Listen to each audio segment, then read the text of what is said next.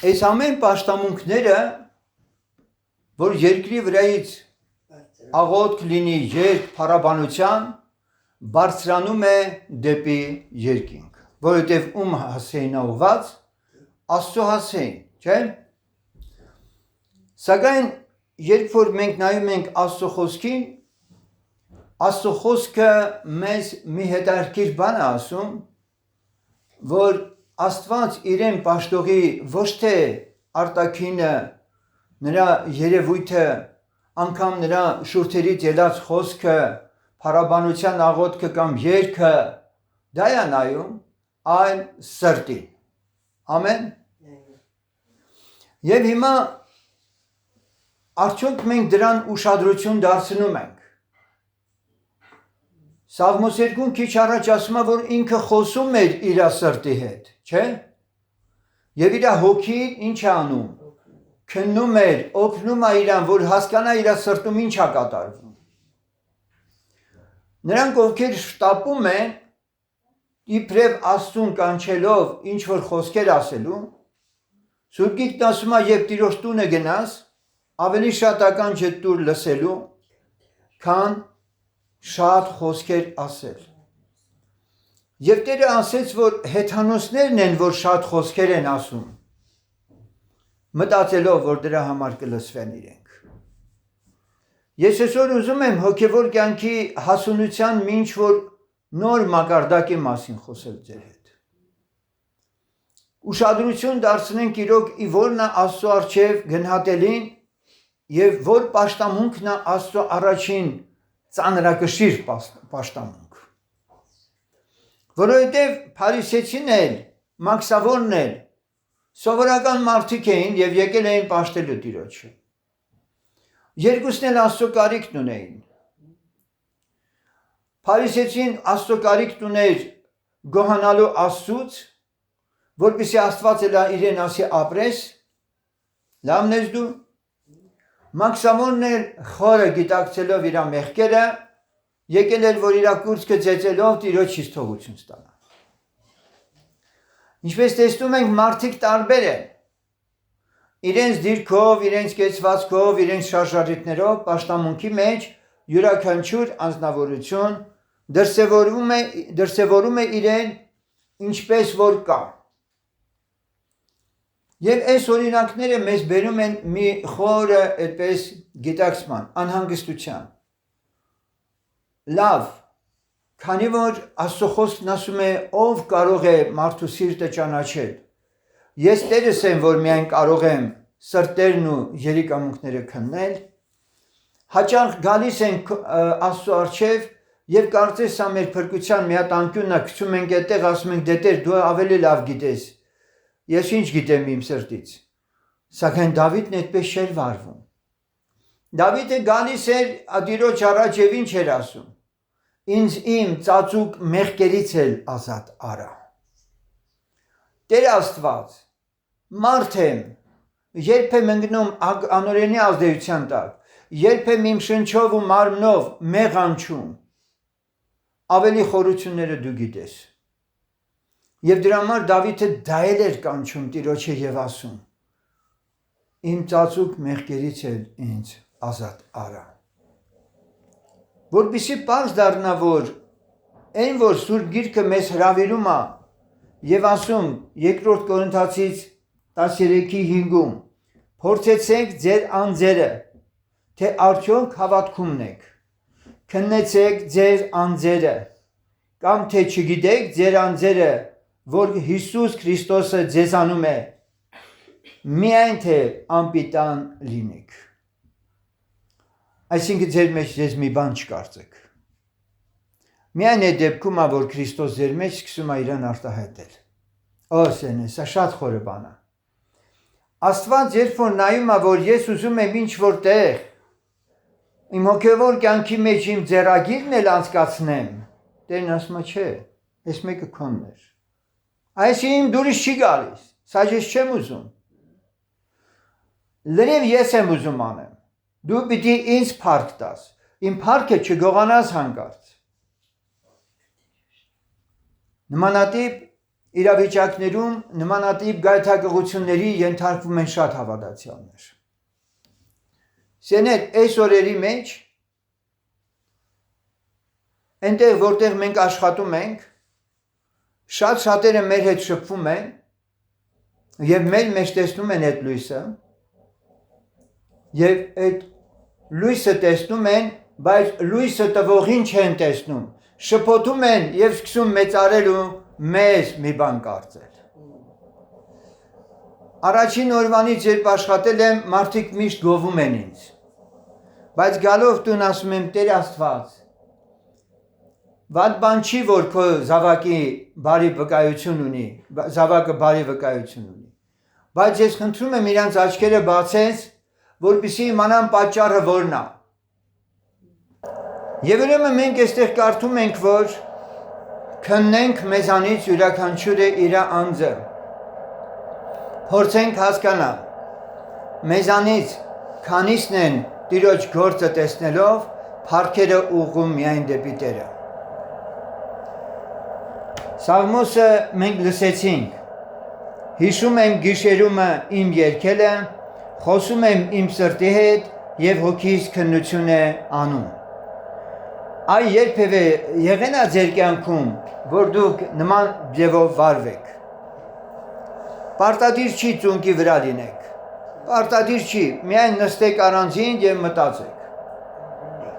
Նստեք և սկսեք մտածել։ Երբ որ Եղիազարը Ռեբեկայի հետ գալիս էր, Իսահակի համար հարց էր բերում, մենք կարդում ենք, որ Ռեբեկան հեռվից մեկին տեսավ։ Ով էր այդ մեկ, Իսահակը։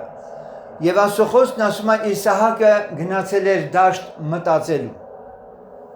Ուրիշ տեղ գրված է իբրև աղոթք անելու, բայց բնագիրն ասում է, որ իրապես գնացել էր մտածելու։ Առանձին նստում և մտածում էր։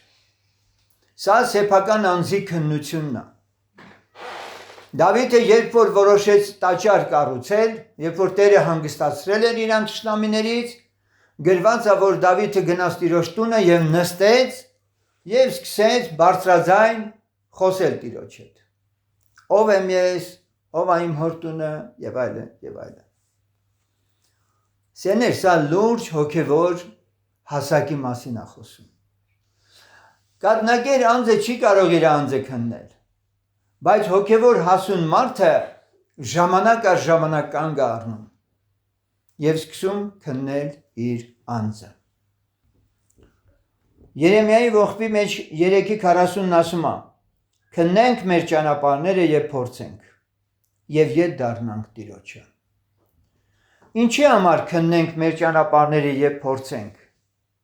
Ինչ եք կարծում, եթե մենք դա չանենք, վնաս քաշելու ենք, թե չենք քաշելու։ Բայց եթե մենք մեր մասին լավ տեղեկություն չունենանք, Աստված հո լավ տեղյակ է մեր մասին, ճիշտ է։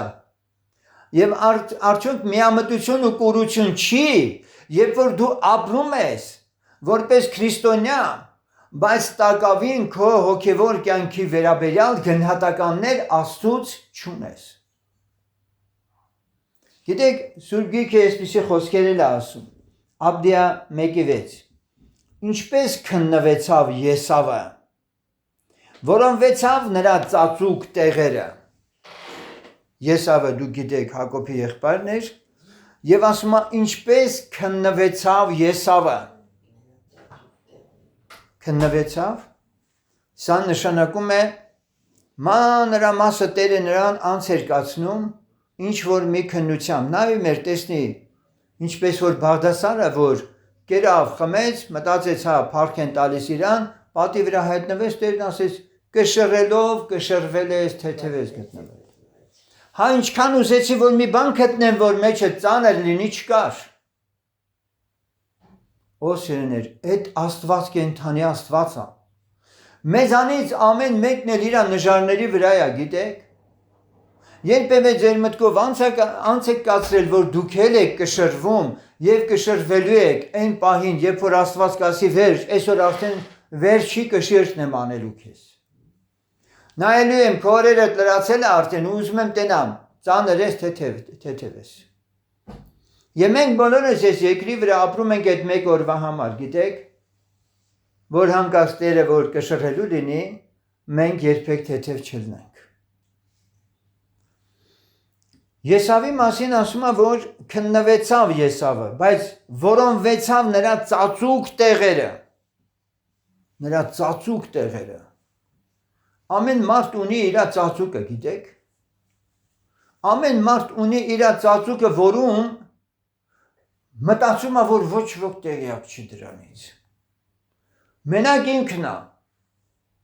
բայց Տիրոջ աչքից ոչ մի բան չի վերիպում, սյաներ։ Տերը ամեն բան գիտի։ Երբ որ ասորական բանակը եկել էր Իսրայելի վրա, Աստծո խոսքն ասում է, որ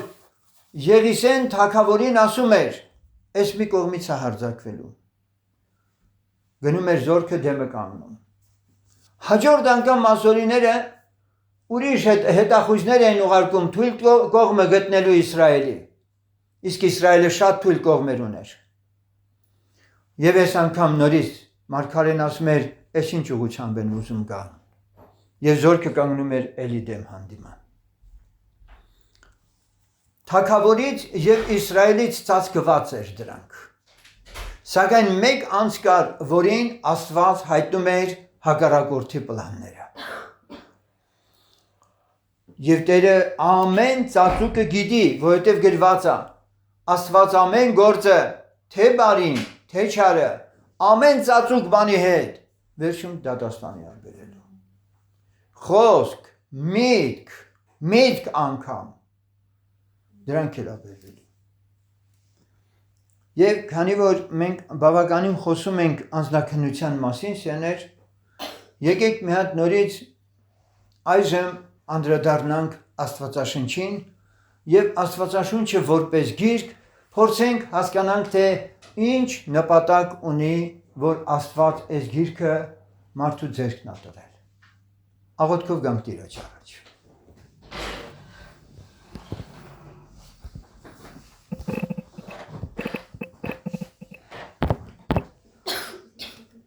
Ով երկինք երկիր ստեղծող ամենակարող Հայր,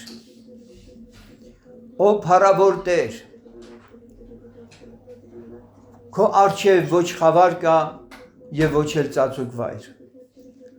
Դու թափանցում ես բոլոր այն ոլորտները, որ մարդկային հասարակությունից լրիվ ծածկված է։ Եվ մեզանից ամեն մեկն այսօր Տեր Աստված, քո առաջին գտնվելով,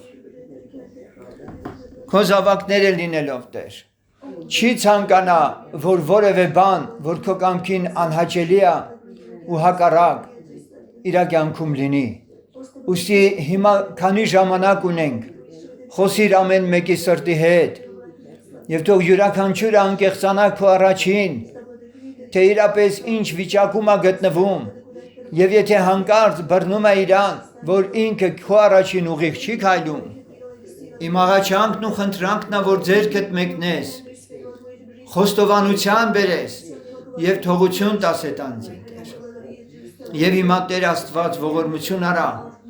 որ քո խոսքի իմաստությունը, քո խոսքը որպես ճրակ ու լույս, թափանցի մեր հոգու ու սրտի խորքերը եւ այնտեղից դուրս բերեմ ամեն ինչը, որ քո կամքին անհաճելի է։ Այո, շատերն են քո անունը իրեն շուրթերին առնում, բայց քո կենթանի բնությանը դեռևս հաղորդ չեն եղել, Տեր։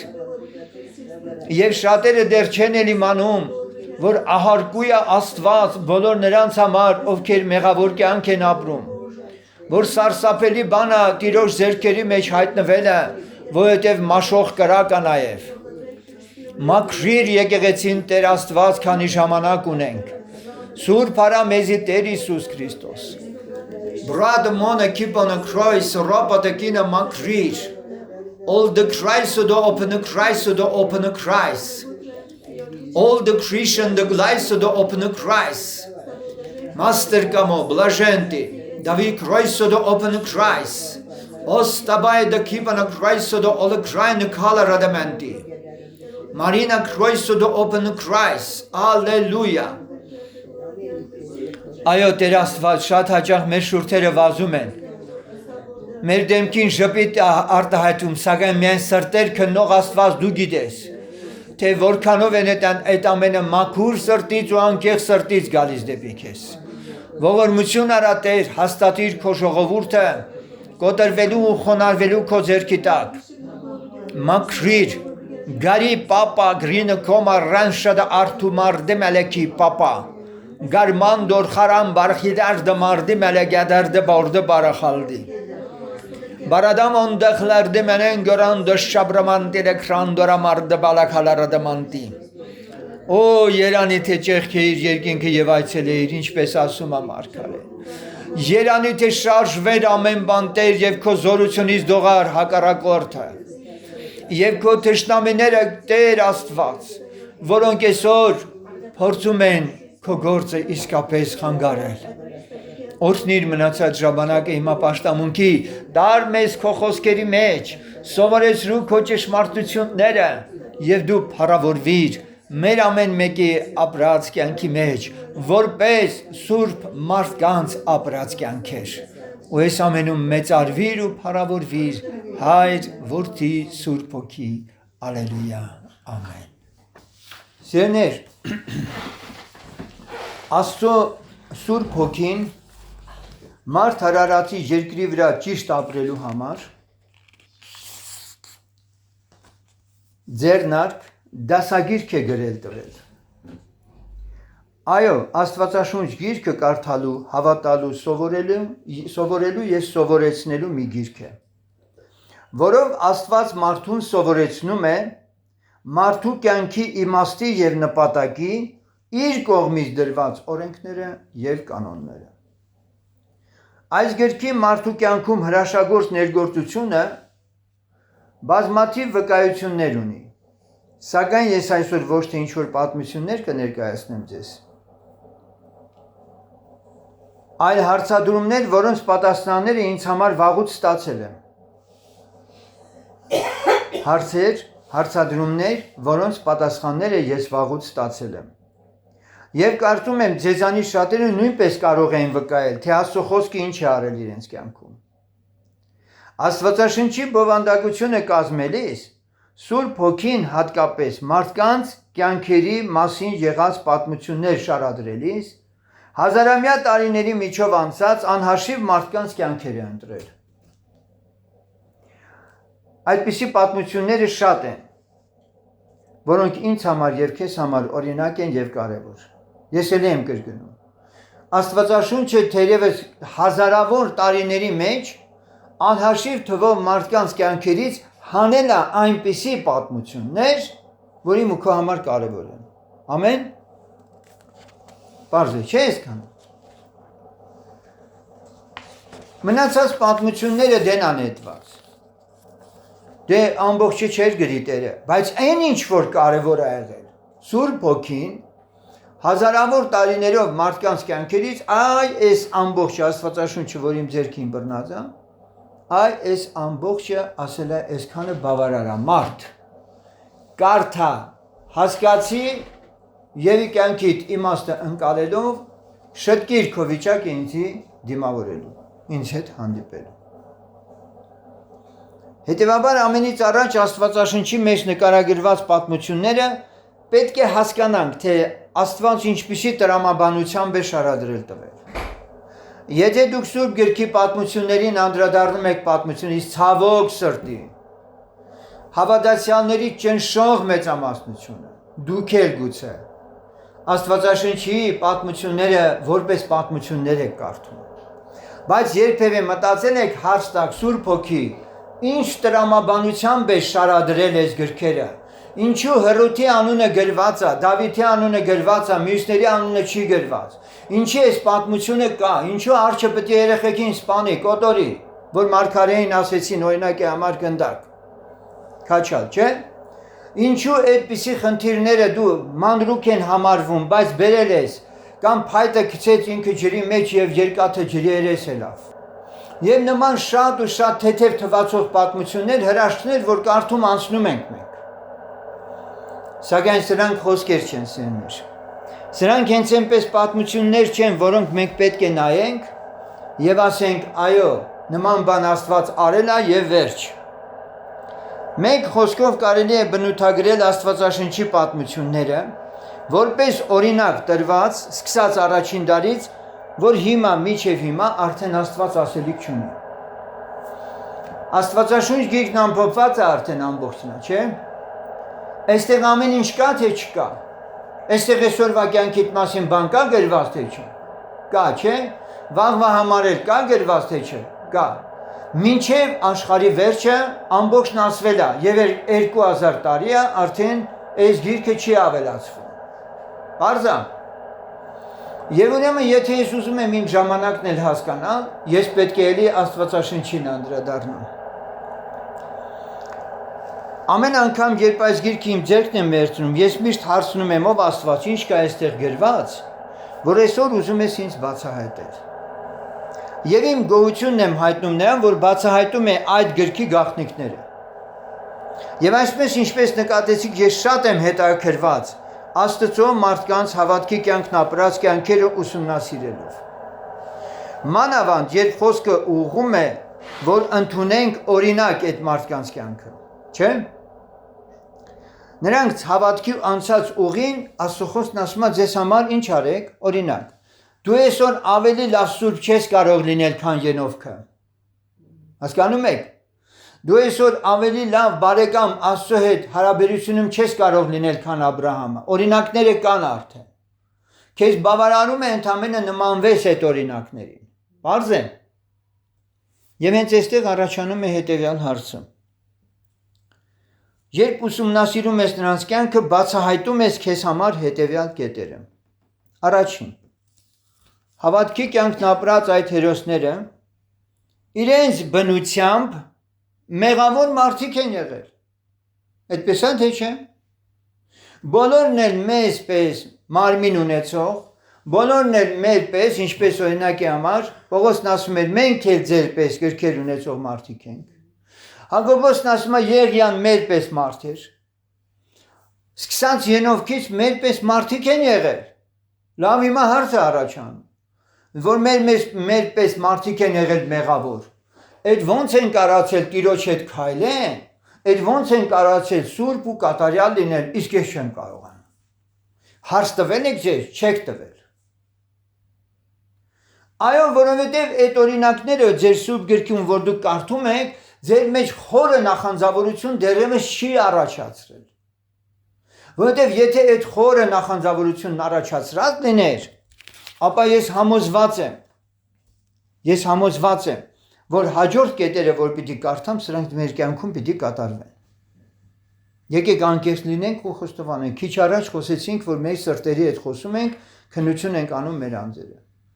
Արդյոք մենք կարողացել ենք ապրել այն ծոմի եւ աղոթքի կամ այն զրկանքների, հալածանքների եւ այլի միջով անցած այն մարգարեների կյանքն անցել ենք, որ գրված է մարգարեները նրանց շարժարանքները ձեզ օրինակ համարեք։ Կհամարձակվենք արդյոք ասել ամեն եւ ամեն Տեր, համաձայն եմ։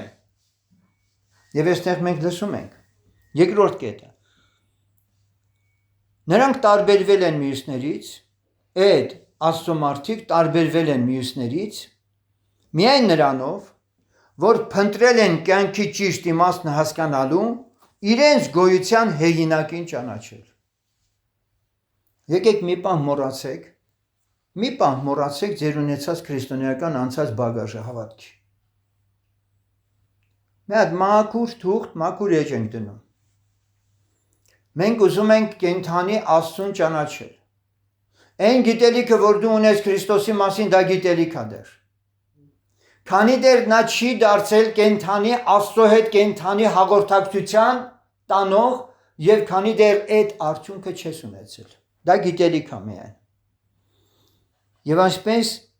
այս մարդիկ տարբերվել են նրանով, որ փնտրել են կյանքի ճիշտ իմաստը հասկանալու, իրենց գոյության հեղինակին ճանաչել։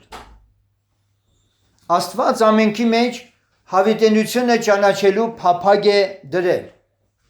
Կարդում ենք Սուրբ գրքում գրված, ճիշտ է։ Դրված է մեր մեջ հավիտենությունը ճանաչելու փափագ։ Ինչ մակարդակի ու ինչ աստիճանի վրա է այդ փափագը մեր մեջ։ Հավիտենությունը ճանաչելու մեր ներքին փափագը ինչ մակարդակի վրա է։ Երեմիա մարգարեություն 24:7 Եվ նրանց պիտի տամ մի սիրտ ինչ ճանաչելու, որ ես եմ Տերը, եւ նրանք իմ ժողովուրդը պիտի լինեն, իսկ ես կլինեմ նրանց Աստված, որովհետև իրանց բոլոր սրտովը դեպի ինձ պիտի դառնան։ Երեմիան ասում է, որ Աստված պիտի մի սիրտ տա, որ այդ սիրտը իրա ճանաչելու համար է։ Նրան մշտապես ճանաչելու, դեպի նա մղվելու, այդ սիրտը այսօր Աստված վերստին ծնունդով մեր շնորհել է։ Բայց ինչքանով է այս սիրտը այսօր իրապես իր գործի մեջ։ Այդ սրտի նպատակը մեր օրգանիզմի մեջ մսեղեն այդ սիրտը չի, որ մի քանի լիտր արյուն անընդհատ պտտում մեր մարմնի մեջ։ Դա ներքին խորը կարիք է, որ ուղղված է տիեզերքի արարչին անմիջապես ճանաչելու նրա հետ հաղորդ լինելու։ Եվ ուրեմն այսինքն մենք տեսնում ենք, որ մեզանից առաջ գնացած Աստծո մարդիկ մեկ անգամ Աստծո հետ ուխտի մեջ մտած լինելով ողջ իրենց կյանքի մեջ հավատարմորեն իրան ճանաչելու ետևը են եղել։ Ինչպես գրված է, Տերը ճանաչելու ետևը պիտի լինենք։ Մշտապես։ Հենց այսպիսի վիճակ Աստված տեսնում է մարդու մեջ, ինչ անում, իր անձը հայտնում է։ Ոնց տեսիլքով, երազով։ Դրա համար երբ որ հարցնում եմ շատ հաճախ վկայություններ, չկա ու չկա, չկա ու չկա։ Ոչ խոսքի հայտնություն ունեն կարդալու ընթացքում, ոչ տեսիլ, ոչ երազ, ոչ մարգարեություն։ Եկեք անկեղծ այս ամենը բերելու ենք Տիրոջ առաջ։ Մենք այսպես այլևս չենք կարող շարունակել։ Մենք կենթանի Աստծո կենթանի վկայությունների խիստ անհրաժեշտություն ունենք։ Մեկ բան էլ ակնհայտ է, որ այս մարդիկ ժամանակ առ ժամանակ էին հայտնվում հանրային վայրերում։ Մի բան, որ բնորոշ էր Աստծո մարդկանց, գիտեք որն է եղել։ Նրանք հանրային վայրերում շատ չեն եղել։ Ինչ որ մեկն ասել է, Ենովքը չէր կարող Աստծո հետ քայլել, եթե հասարակությունից զատված չլիներ։ Քանի որ Աստված ծածուկումն է, հետևաբար այս մարդիկ իրենց էությամբ թեպետ մարդկանց մեջ էլ լինեն, նրանք միայնակ են։ Միտքս հասկանում եք ինչ է։ Նրանք միայնակ են։ Միայնակ են իրենց ներքին մղումով, միայնակ են իրենց ներքին փափագով, Աստծուն փնտրելու, Աստծո հետ հաղորդ լինելու եւ չեն տարալուծվում բազմության մեջ։ Հասկանում եք ինչ եմ ուզում ասել։ Թեպետ մարդկանց մեջ են, իրենք միայնակ են։ Ուզում եմ միտքս լավ հասկանաք։ Ով ուզում ես եղիր, ուզում ես ընտանիքում եղիր, աշխատանքի տեղում լինես, որտեղ ուզում ես, քեզ մենակ տես։ Քեզ մենակ տես Տիրոջ հետ։ Ծածուկ տեղը, որ Տերն ասում է, տեսնում է քեզ, դա մենակ աղոթքի համար դուռը փակելը չի, սիրներ, որ մտնում ես քո ներքին սենյակ այդպես հասկացությամբ։ Դա այն է, որ դու մենակ ես։ Մենակ ես Տիրոջ հետ։ Հիշում եք, ես ասել եմ, երբ ներքին սենյակ ես մտնում, ոչ մեկին հետդ մի տար, հա? Դու եւ Աստված։ Քրիստոսի խաչն առած, անձուրացած, Քրիստոսի աշակերտը այս խառնվածքը պիտի ունենա։ Ոչ կին, ոչ երեխա, ոչ հարազատ, ոչ մի բան։ Առաջինը իր ներսի խորը կարիք Աստված է։ Սա դեռևս մեր մեջ խորապես չի արթնացած երևի։ Ուրեմն այս մարդիկ ցանկանում են Աստծո հետ լինել եւ հանուն դրա չեն էլ վատ զգում, երբ որ մենակ են լինում, իսկապես երբ որ իր շուրջը մարդել չի լինում։ Որովհետեւ սովոր են իրենց էության մեջ Աստծո հետ հարաբերությունը բարձր գնահատելով մնալ միայնակ։ Եվ հիմա անդրադառնանք այն գրքին, որի մասին խոսեցինք, Աստվածաշնչին, որը պատմում է անցած այդ կյանքերի մասին։ Ես ինձ ամենը քանի անուններ հիշեցրեցի ձեզ։ Սուրբ Գիրքն ասում է մի աղքատ էլ կար, որ քաղաք ազատեց եւ նրան հիշող չեղավ, հա։ Ինչի՞ չհիշեցին, բայ ժողովուրդը։ Ինչի՞ չհիշեցին։ Կամ էլ այդ անունը ինչի Աստված չի գրել այստեղ։ Քաղաք, փրկել է մարդը։ Այդ աղքատի անունը չկա գրված։ Հա, եթե մենք ասում ենք, որ այո, Հռութը նրա համար մտավ գրքի մեջ, որպեսզի Դավիթի ազգաբանության ինչ որ մի հատ անունը պակաս չմնա, ումից էր ծնվել Դավիթը, չէ՞, Բոոզ Հռութից որ ծնվեց Դավիթի այդպես սերունդը, որ պիտի շարունակվեր, սա ինչ որ իմաստով ճիշտ է, բայց մի մոռացեք այս կնոջ արարքը, հիշում եք ինչ էր ասում։ Ասեց Նոեմին ասեց քո Աստվածն իմ Աստվածն է, քո ժողովուրդն իմ ժողովուրդն է, չէ՞։ Մի կին, մի պարավ կին, մեկ էլ ջահել հարս, ապրում են իրար հետ, աղքատ են, բայց այդ անունները գրված է Սուրբ Գրքում։ Ինչքան Նոեմիներ են եղել, ինչքան հարսներ են եղել։ Այդ պատմությունը չկա գրված, բայց իրանց մասին գրված է։ Տերը հարմար է գտել Հռութի անունը, կարող էր ասել Միկին, չէ՞։ Բայց անունը չներ, բայց կա։ Օգնություն եկավ այնպիսի տեղից օգնություն եկավ։